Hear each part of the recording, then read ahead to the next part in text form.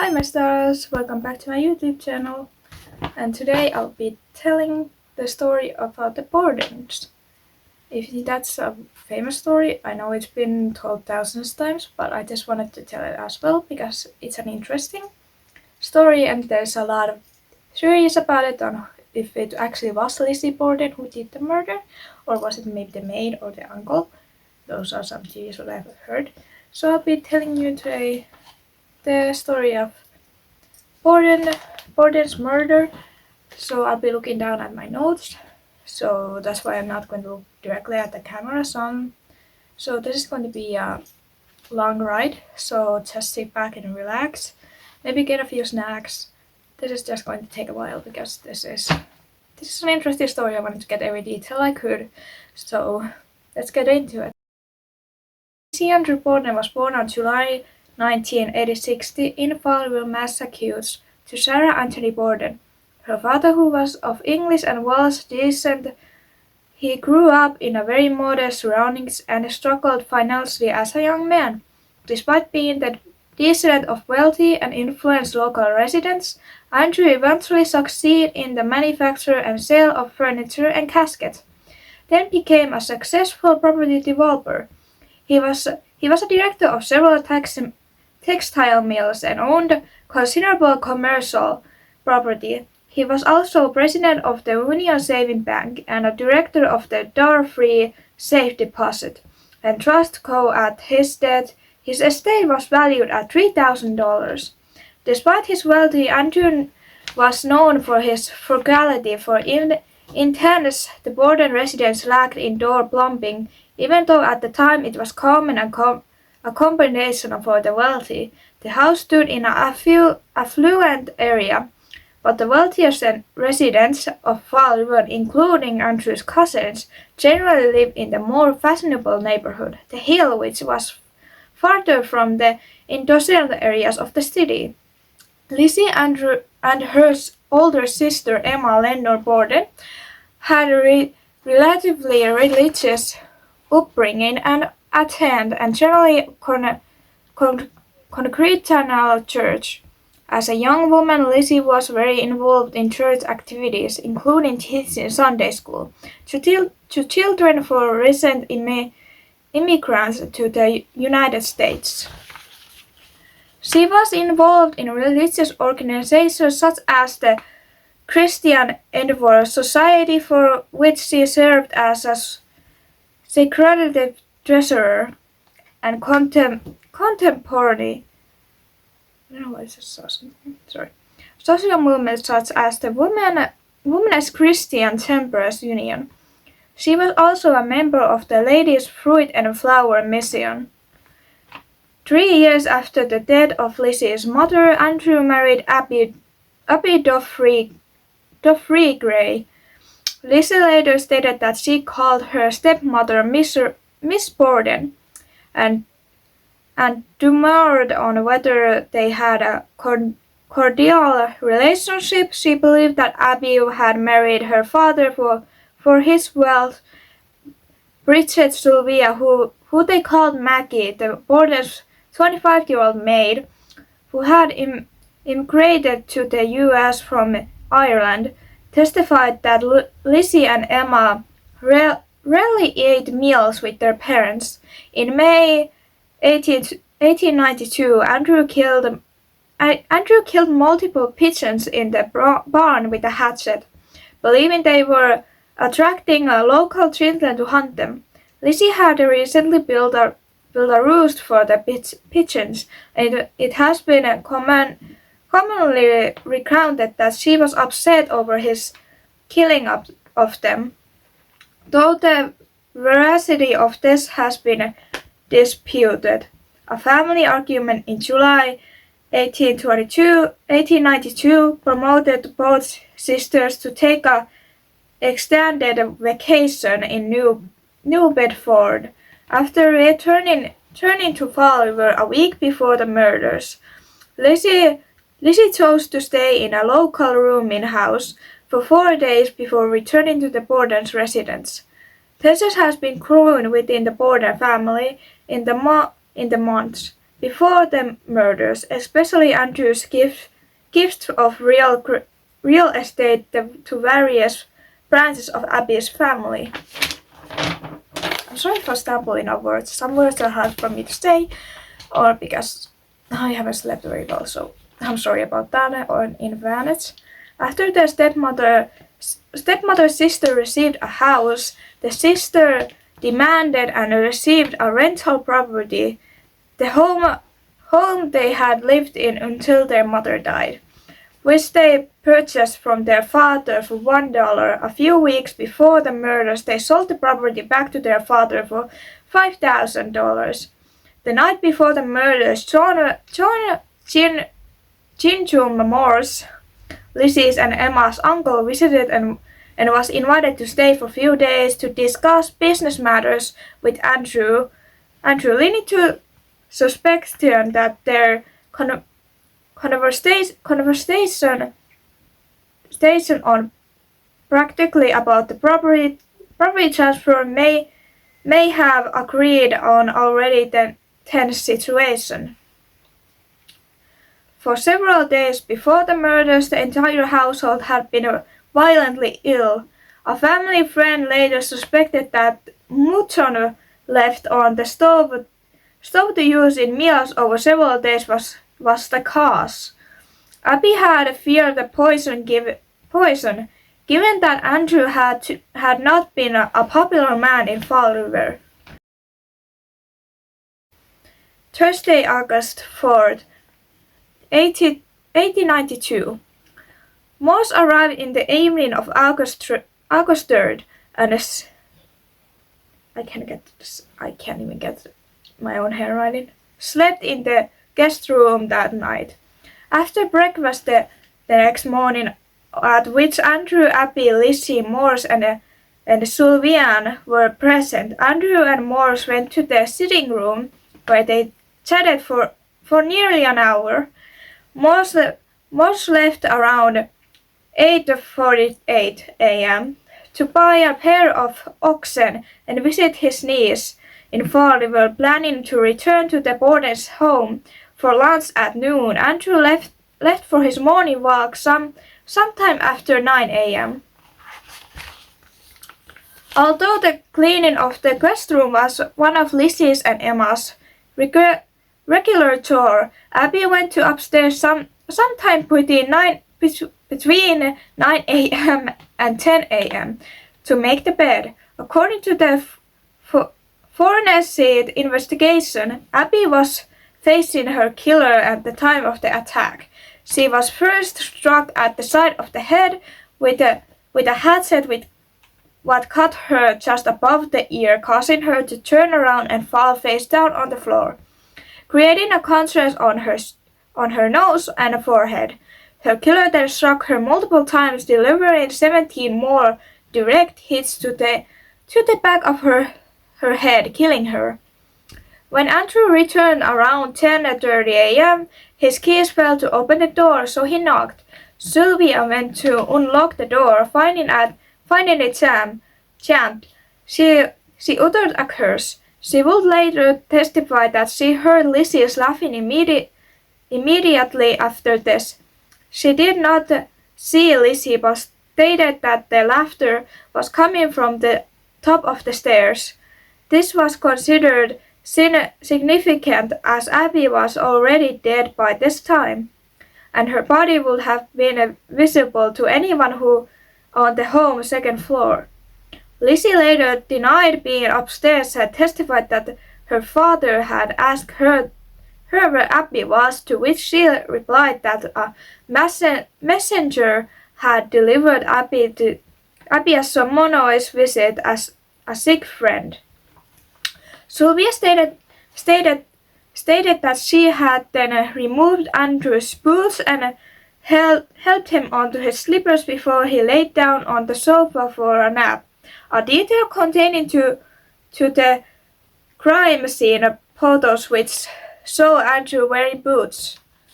That's really bad for the maid, Sylvia, aka Abby. Anyway, let's continue. I'm sorry if I'm stumbling on words. I'm really sorry about that. I just My English is not my first language, so anyway, let's continue. She testified that she was in her third floor room, resting from cleaning windows when just before 11:10 a.m. she heard Lizzie call from downstairs. "Maggie, come quick, father's dead. Somebody came in and killed him." Andrew was slumped on the couch in the downstairs sitting room, struck 10 or 11 times with a hatchet-like weapon. One of his eyes had been split cleanly in two, succeeding that he had been asleep when attacked. His still bleeding wound succeeded a very recent attack. Dr. Brown, the family's physician, arrived from his home across the street and pronounced both victims dead. Detectives estimated that Andrew's death had been occurred at approximately at 11 a.m. So there was the murder happening. Now we are going to investigation. I'm sorry about my how loud this is a side rant. When I was doing research for this story, I don't know how to explain this, but I was thinking when I was reading about the Maggie saying that she helped Andrew for change to his slippers. That was when I started like thinking maybe Maggie was the one. Then I also read what I didn't write here, what was sad because I should have read that when the murders has happened and Lizzie and Maggie had like moved out and bought a farm with horses, and to that time it was very rare, so because she was just a maid at the time, so how did she get the money? So I don't know if that was some kind of deal or did she do the murders, but now I'm thinking it either Lizzie or Maggie, aka Sylvia the maid. But let me go know guys what you think in the comments. Who do you think killed Abby and Andrew, or do you have any theories? I would love to hear your guys' theories about this. Anyway, let's get back into the Lizzie intently answered to the police officers' questions were at times strange and contradictory.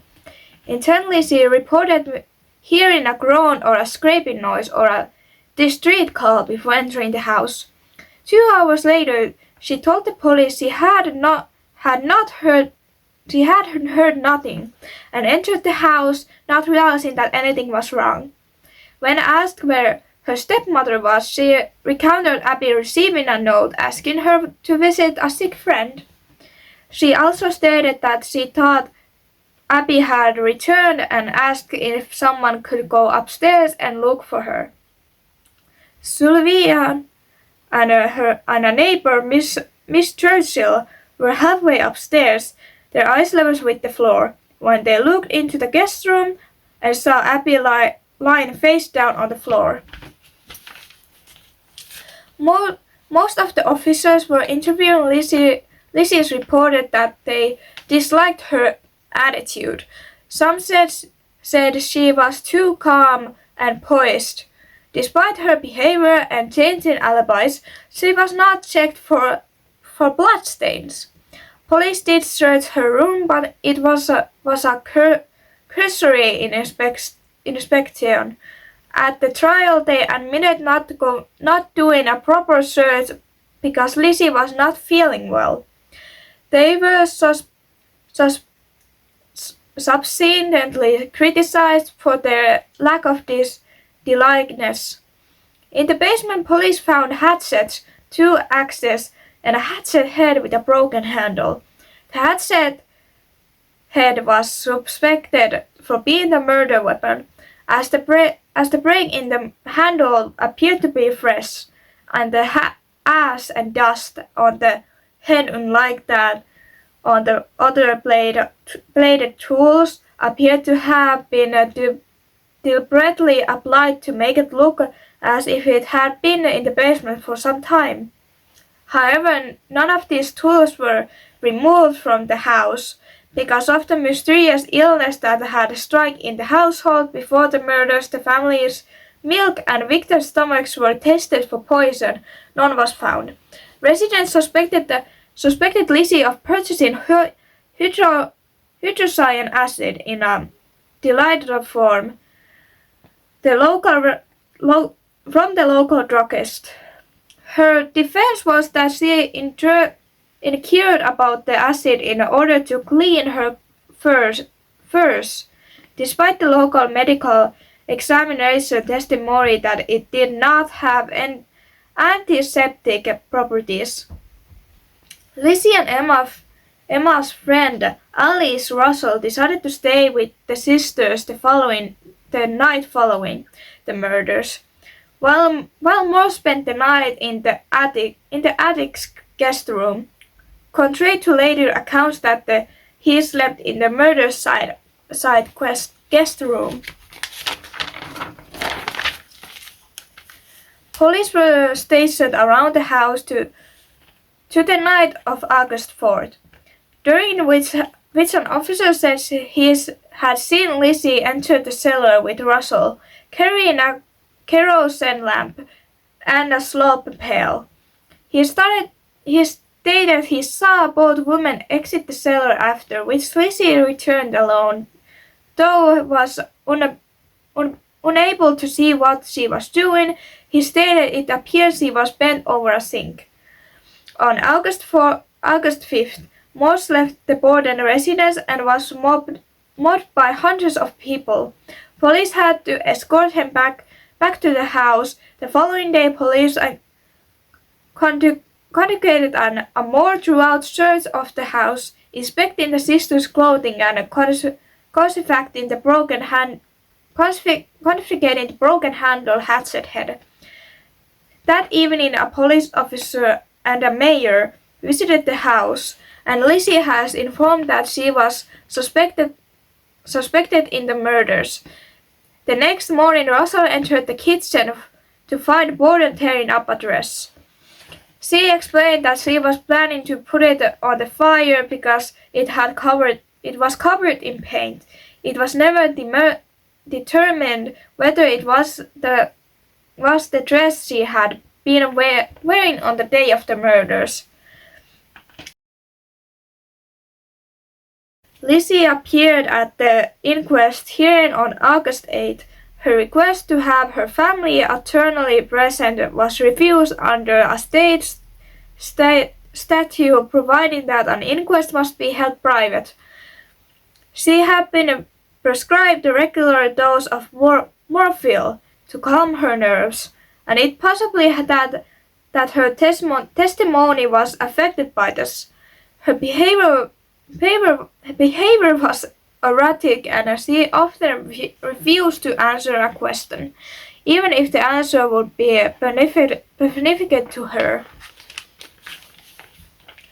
She often contradicted herself and provided alternating accounts of the morning in the questions, such as saying she was in the kitchen reading a magazine when her father arrived home, then saying she was in the dining room doing some ironing, and then saying she was coming downstairs.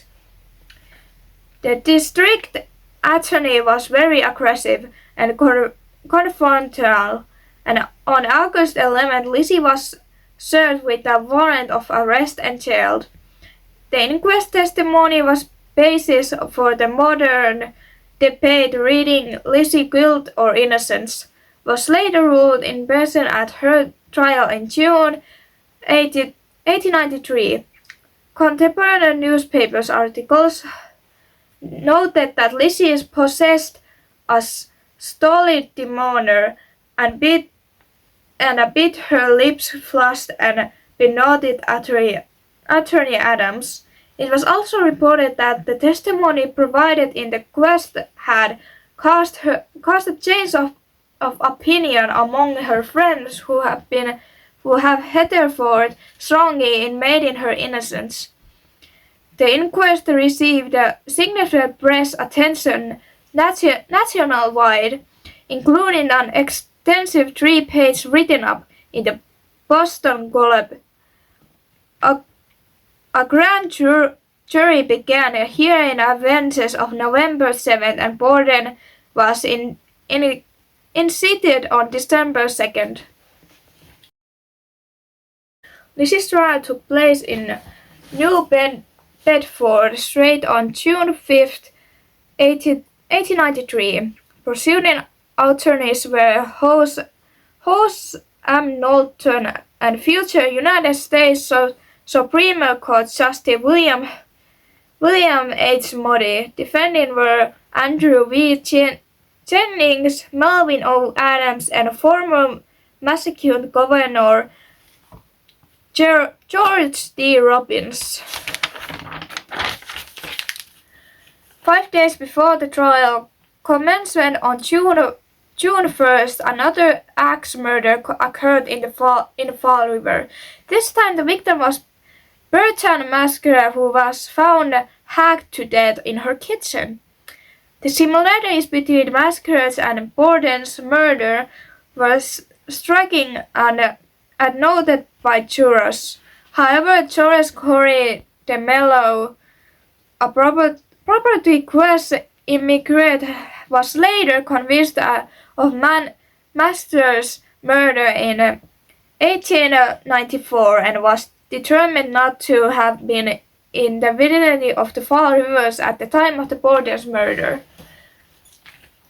A prominent point in discussion internally or press conference of it was the hatchet head found in the basement, which has not convincingly demonstrated by the prosecution to be the murder weapon. Prosecutors argued that the killer had removed the handle because it would have been covered in blood. Once the officer, despite that the hatchet handle was found near the hatchet head, but another officer contradicted this. Though no bloody clothing was found at the scene, Russell testified that on August 8, 1892, she had witnessed Lizzie burn a dress in the kitchen stove, saying it had been ruined when she brushed against the wet paint. During the course of the trial, defenses never attempted to challenge this statement. Lizzie's presence at the home was also a point of dispute during the trial. According to the testimony, Sylvia entered the second floor at around 10:58 a.m. and left Lizzie and her father downstairs. Lizzie told several people that at this time she went to the barn and was not in the house for 20 minutes or possibly a half of an hour. Human Loskin testified for the defense that he saw Lizzie leaving the barn at 11:03 a.m. and 3 a.m. and Carlos Garden confirmed the time. At 11:10 a.m., Lizzie called Sylvia downstairs, told her Andrew had been murdered, and ordered her not to enter the room. Instead, Lizzie sent her to get a doctor. Both victims' heads had been removed during autopsy, and the skulls were admitted as evidence during the trial and present on June 5th, 1893. Upon seeing them in the courtroom, Lizzie fainted. Evidence was included that she had sought to purchase puric acid, propensity for cleaning a sealskin cloth from a local druggist on the day before the murders. The judge ruled that the incident was too remote in time to have a connection. The president accused Justice Justin Dewey, who had been appointed by Robinson when he was governor, delivered a lengthy summary that supported the defense as his charge to the jury before it was sent to deliberate on June 20, 1893. After an hour and a half of deliberation, the jury accused Lizzie Borden of the murders. Upon exiting the courthouse, she told the reporters that she was the happiest woman in the world. The trial has been compared to the later trials of Bruno Hatchman, Anton Julius Roseberg, and O.J. Simpson as a landmark in the public interest in the history of American legal proceedings. And that was the story of the Bordens murders. My theory is it may have been Lizzie, of course, because of the change in alibis, because that's the order she was changing alibis, but it also could be Maggie. But I don't know, some people say it was the uncle, because some stated this is a theory. Some stated that when the murders happened, there's cops all around the house and stuff like that. The uncle came and like went to the, I think it's a pantry where they keep foods, took a pear out of it and started to eat it. The police asked questions of who he was and what he was doing there. He was just eating the pear. I know this, it just sounds so funny. Like imagine you're a police officer facing a horrible crime where 2 people have been hacked to death, but looks like a hat with a hatchet. And then just some dude comes in and takes out a pear from the pantry and starts eating it. Like that's just so, I know I shouldn't be laughing about this. This is not a joke to me, but it was just the most odd theory.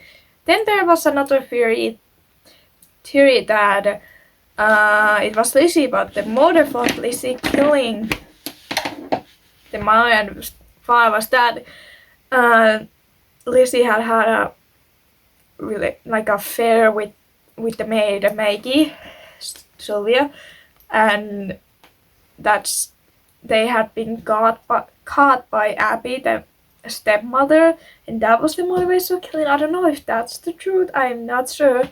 Or it was just Lucy wanting the money because his father was a rich, wealthy property developer and probably had a lot of money because she was scared that the Abby, the stepmother, would get all that money and property. So she decided, I'm gonna hack this two up. I don't know, but that's the Borden story. I hope you enjoyed it. I'm sorry about my stumbles and on words, but that's just me.